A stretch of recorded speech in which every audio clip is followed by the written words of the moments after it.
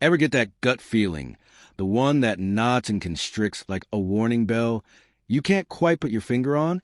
That night, it was not just a feeling, it was a goddamn certainty. I sat on the couch, clutching my whiskey glass as the digital clock on the wall flashed past midnight. She was late again. Samantha. No, Mia. That was her name now. The woman I married, the woman to whom I had vowed eternity, had begun coming home later and later. Work meetings, drinks with the girls, last-minute errands, alibis swathed in silk, and they come with a gorgeous smile. I wasn't stupid. I saw the makeup she'd applied so carefully before going out, the perfume that she'd never applied for me, the text she'd laugh at and swipe away when I glanced over, the way she would turn her phone face down every time she was around me. And tonight, she was sloppy. The front door opened creakily, and there she was, returning home, my wife, Mia, as of a stranger. She had a once magnificent head of hair that now hung out in disarray. Most of it matted to her wet body. The blouse was a little rumpled, untucked, a ghost of betrayal. Her skirt had a smudged handprint on it near her hip. And then, the last insult, an oozy, tacky dampness daubed on her thighs. I froze. The smell of cheap cologne gagged the air between us. Not mine. Not hers. His. "Hey, babe," she slurred, her body nearly buckled over. I could hear my heartbeat sledgehammer against my ribs. "Babe. Right," she said, the word rolling off her tongue so casually that it was like she hadn't just sold my trust for a couple hours of pleasure. Say something. Ask her. Make her explain. But I didn't. Instead, I watched. I watched her stumble on her own feet, and I listened as her back pressed against the wall, and I witnessed as she blinked at me as if I were just another piece of furniture that had been added to this household. I sucked in, my fingers balling into fists. Mia was too far gone to come up with excuses. The lipstick smeared on her collar wasn't her shade. The bite mark just below her ear, too recent to ignore. And still, she looked me dead in the eyes and laughed. "It was only once," she gasped, hiccuping. One time. She had no idea I already had evidence. Photos, texts, a name. The man who had touched her, marked her, ruined us. His name was Adam, and he was about to get burned with me. I didn't speak. Not a word. I just stared. Mia blinked at me, like she was trying to understand why I wasn't saying anything. She probably expected anger, maybe shouting, a fight that would leave me pleading for the truth. I already had the truth. Instead, I took hold of her arm, firm but not rough, leading her toward the bedroom. I tucked her in, covered her body with a blanket, as if she were still my wife. And then I walked away. Her soft breath erupted behind me, unknowing, uncaring, as if she hadn't just broken everything. I served myself another drink. This time, I didn't settle for one. I sat there in the dark, the whiskey burning my throat, looking at the evidence I had compiled. Lock-up screenshots of their messages. His hands groping her in a blurred photo outside a bar. A receipt from a hotel I hadn't even seen until this moment. This wasn't a mistake. It wasn't a drunken slip-up. It was a pattern. I wasn't just a guy who got cheated on. I was a played man. And that changed everything. His wife deserved to know. I looked at my phone and hovered my fingers over the screen. Her name was Charlotte, a lovely woman from the photos on social media. Classy, poised, everything a man like Adam didn't deserve. Their children smiled in a family vacation picture. A picture-perfect family, just like I thought I had had. I found her number. I didn't hesitate. The phone rang once. Twice. She picked up. "Hello." Her voice was warm, trusting. That was about to change. "Charlotte," I said, my tone even. "I think we need to meet. It's about your husband." A pause. A stillness, so heavy I heard my heart. Who is this? A man who is aware of exactly what he's been doing when your back is turned. And just like that, the landscape shifted. I spoke with Charlotte at a small, quiet cafe, a table in the back corner of the room where no one could overhear us. I could tell when she came in that she was not expecting to see me. She expected a stranger. Perhaps an angry ex-lover of her husband. Maybe a liar. What she didn't realize was one, this was true, and two, I was a husband of the woman her husband was having an affair with. Her eyes met mine. Hasn't you called me what? I pushed my phone across the table. Messages flashed on the screen. Her husband's words, my wife's replies. Every dirty little secret. I watched as she scrolled. I looked as her fingers shook, her perfectly manicured nails digging into her palm. Her breath hitched. And then tears. Raw, unfiltered devastation. My God, she whispered. How long? I exhaled. At least 6 months. Maybe more. She placed a trembling hand to her forehead, the light catching on her wedding band. How did you find out? Same way you just did. Charlotte wasn't weak. She brushed the tears from her eyes, straightened her back, and then she did something I was not prepared for. She laughed, not out of mirth, but bitterness. That son of a, she whispered, that cocky, lying son of a. And just like that, I'd gained an ally. We didn't waste time. Adam and Mia had their fun. Now it was our turn. Charlotte had everything at her disposal. Bank accounts, travel records, passwords. Me, I had time, patience, and rage. We weren't going to just expose them. We were going to ruin them. Charlotte was swift with her revenge. A divorce lawyer. A complete financial probe. She made certain that Adam's money wasn't his to spend anymore. Me, I was thinking something else. Mia had to experience what I experienced. I wanted her to beg. But first, I had to convince her that I forgave her. The next morning, I cooked breakfast. Her favorite. Mia wobbled into the kitchen, eyes puffy from a hangover she had earned. She lingered over the sight of me. Calm, composed. You cooked breakfast, she murmured. I smiled. A lie. Yeah, I thought we might want to talk. Her lip trembled. Hope flashed in her eyes. And that was my first taste of victory. She thought I was in. She thought I would forgive her. But forgiveness was never on the table. For the next week, I played the perfect husband. I listened, I consoled, I even faked belief in her apologies. But I sowed a seed of little comments, little jabs, doubts. Are you sure it was only once? Mia flinched.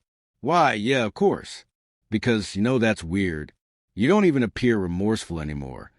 The paranoia began to seep in, and the fun fact? She didn't even know what to expect. That was when I decided to make my move. I told Mia I was having a business dinner, but I took Charlotte instead to the same bar where Mia and Adam had cheated. I made sure to get caught. Mia's best friend was there, the ideal witness. I placed my mouth close to Charlotte's ear, barely touching. Be sure she hears about this. And she did. By the time I was home, Mia was waiting, tears, rage, a full-on meltdown. How could you? She screamed. I tilted my head. How could I? I took a slow step forward, my voice going low, dark. You mean, how could I betray you? Mia's face paled. How can I walk into a bar, pick someone up, and let them touch me however it is that you let him touch you? Her breath caught. She knew. She finally knew how it felt. But that was only the beginning. Mia thought she knew humiliation, regret, shame, fear. But she had no idea. That night, after her big explosion, she was sitting on the bed, red-eyed, shaking, looking at me like I was someone she didn't know. Why? She whispered. I smirked, as in, why did I cheat on you? Her breath hitched. She shook her head violently. That's not what happened. You did it to hurt me. I unbuttoned my cuffs, took my time to roll them up moment by moment. And what exactly do you think that you did to me? She flinched. Mia wanted some response. Screaming, begging, maybe even sexy violence. But I was calm, and that terrified her more than anything. She sucked in a sharp breath. It wasn't the same. My eyes darkened. You're right. It wasn't. I leaned into him, and my voice felt like ice. Because, unlike you, I told you about it. She broke. Her body shook with sobs, her hands balling into fists. You ruined it all, she managed to choke out. No, Mia. I straightened, fidgeting with my sleeves. You did. And that That was just step one. Step two? And making sure everyone else knew it as well. I had waited long enough. Mia had lied to my face for months, sneaking around, making a fool out of me. It was only fair the world knew her for what she actually was. The next morning, I rolled out my plan. Her family was having a big dinner. Her parents, siblings, friends. They'd invited us both, most likely wishing I would finally forgive her. I accepted. Mia lit up with hope. But Mia should have known that. I was the first to arrive, said hello to everyone, smiled, played the perfect son-in-law. And then I put my phone down on the table. Before we began eating, I said, I believe there's something that everyone should hear. With a tap, Mia's voice filled the room. It didn't mean anything. Just once. I'm sorry. Gasps. Silence. Mia froze in the doorway, her color leaching from her face. Her mother gasped and placed her hand over her mouth. Her father leapt up so quickly that the chair scraped across the floor. Mia reached for my phone, but I pulled it away. Brad, please, she begged. I cocked my head, pretending to be confused. What's wrong, Mia? You don't want them to know. She shook, and it was then like a perfect domino effect that I let go of every single piece of evidence. Screenshots, hotel receipts, text between her and Adam. Her father banged his fist on the table. Mia, what the hell is this? Her mother started crying. Her brothers and sisters looked horrified. And Mia? Mia fell to her knees. You bastard, she hissed, trembling. You planned this. I knelt down just for her. Yes, I murmured, just as you plotted to cheat on me. Then I left. And Mia, she was the one who had to stick around and deal with the wreckage. That, Mia thought, was the end of it. She believed I had played my last card. She was wrong. I wasn't just going to make a fool of her. I was going to take everything away from her. First, the apartment. We had purchased it together. But guess whose name was on the deed? Mine. I rekeyed the locks, stuffed the boxes with her belongings, sent them to her parents' house. Second, her finances. Well, I've been the one dealing with our joint accounts for years, so while I was certainly not the type of man to leave a woman totally helpless, I made certain she was going to feel what it meant to be alone. Her credit cards? Frozen. Her savings? I just moved it into my separate account. So Mia was starting from scratch. And the cherry on top? I ended up leaking the evidence to Adam's boss. Charlotte had already filed for divorce, but I ensured Adam lost everything as well, his job, his good name. He was reduced from a respectable businessman into a man begging for freelance gigs. That was how Mia and Adam were both swimming, exactly as they deserved. After how I treated her, I thought Mia would disappear. But then, there she was at my door, disheveled, broken, desperate. Brad. She choked, shivering in the cold. Please, I have nowhere to go. I stared at her. This woman, the one who had called me boring, predictable, disposable when my back was turned, was now pleading with me. It should have felt good, but all I felt was emptiness. You should have thought of that, I said coolly, before you threw everything away. Her eyes streamed with tears. I'll do anything. For a split second, I thought maybe she really meant it. Maybe she would crawl, humiliate herself, do whatever it took to remain in my life. But the truth? I didn't want her anymore. She wasn't the woman I loved. She was a shadow of her former self. So I stepped forward and leaned in and whispered my final words to her. I don't forgive you. And I slammed the door in her face. Mia didn't leave right away. She was in front of my door, sobbing, pleading. Please, Brad, I made a mistake.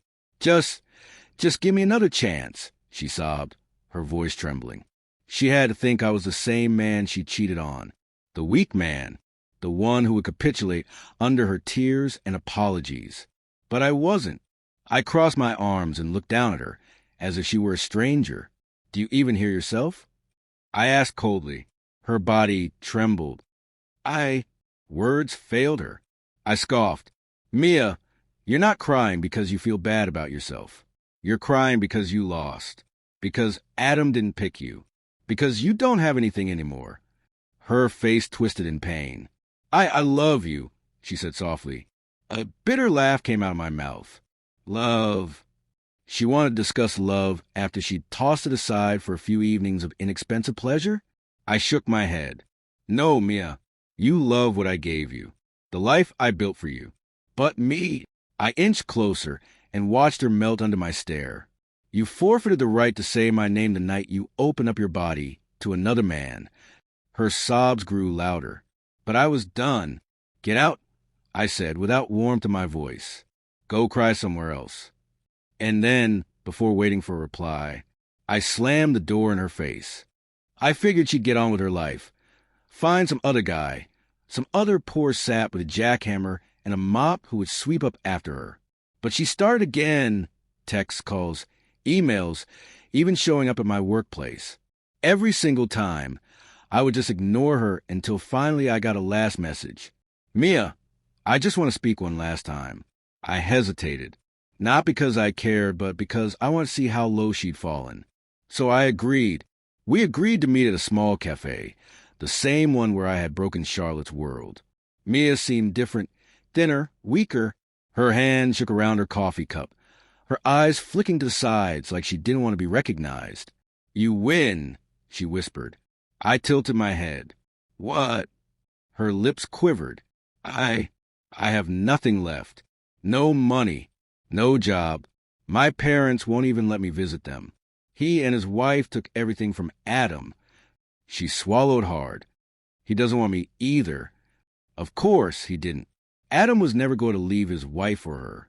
He had treated her like a disposable piece of meat, and when it all came tumbling down, he tossed her away like she had tossed me away. I leaned back, studying her. She looked pathetic, desperate, as if she wanted me to save her. Let me guess, I said with a smirk. You think groveling is going to get me to take you back? Tears filled her eyes. She didn't respond, and that was response enough. I exhaled, shaking my head. Mia, I said, my voice unnaturally tranquil. There's nothing left here. But you don't love me, I said coldly, interrupting. You love what I can do for you, and I'm not going to be your safety net. Her body shuddered. I laid a crisp $100 bill on the table and pushed it toward her. Here, I said, buy yourself a warm meal. It is the last you will ever get from me. Her breath hitched. As I arose, leaving her behind forever, I felt something I hadn't felt in ages. Peace. Mia was gone. Charlotte's divorce was from Adam, and it was final. So Adam was left with nothing. And me? It was the first time in months I felt like I could breathe again. That doesn't mean I'm the same man, though. I changed.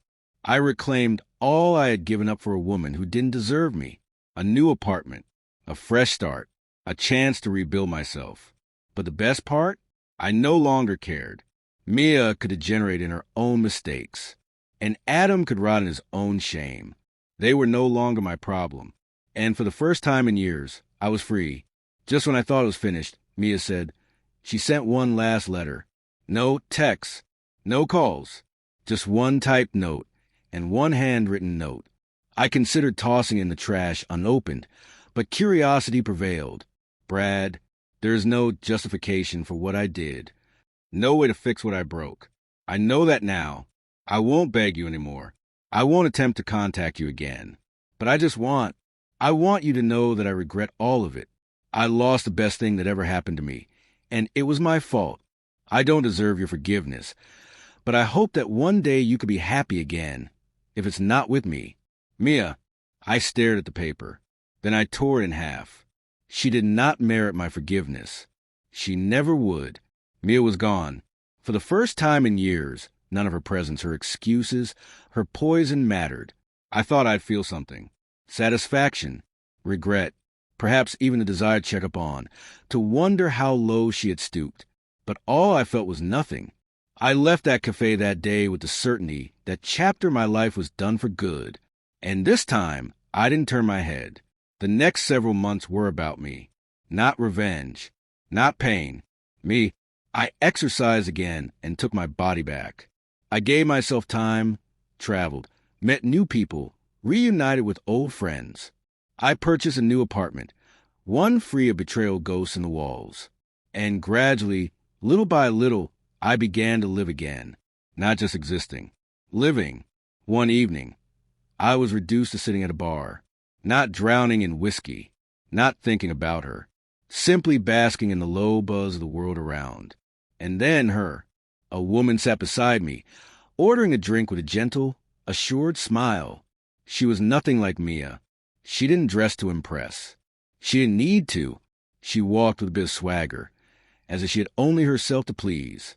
When she looked at me, her eyes met mine curiously, not expectantly. She raised an eyebrow. "You seem like a man who's been through hell." I huffed out a small laugh. "You have no idea." She smirked. "Well, lucky for you, I like a good story. And perhaps, just perhaps, I was ready to tell one." Months passed. Seasons changed. And then one day, walking through the city, there she was, Mia. She sat alone on a park bench, gazing into space. Her hair was a mess. She appeared exhausted, thinner, lost. She must have sensed me, because her eyes flickered up, locked onto mine. For a breather, something unreadable passed between us. And then she looked away, defeated. I didn't stop, didn't say a word. I merely walked by her, not even looking twice. Because for the first time, Mia was just a face in the crowd. She wasn't my wife. She wasn't my past. She was no different than any other stranger. And I was finally free.